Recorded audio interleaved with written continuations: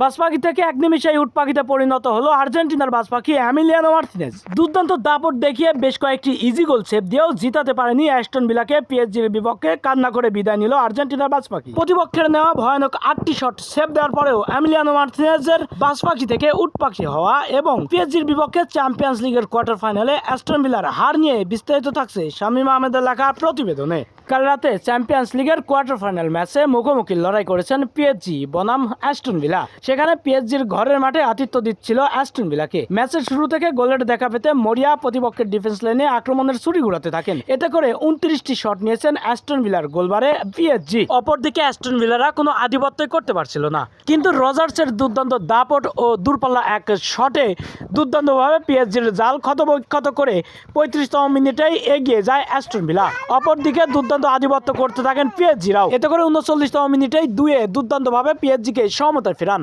এতে করে 1-1 সমতা নিয়ে প্রথমার্ধ কাটায় দুই দলই। এরপরে দ্বিতীয়ার্ধে মাঠে ফিরে গোলের দেখা পেতে পিএসজি অ্যাস্টন ভিলার ডিফেন্স লাইনে আক্রমণের ছুরি ঘুরাতে থাকেন। এরপরে দুর্দান্তভাবে 49তম মিনিটেই সফলতার দেখা পায় পিএসজি।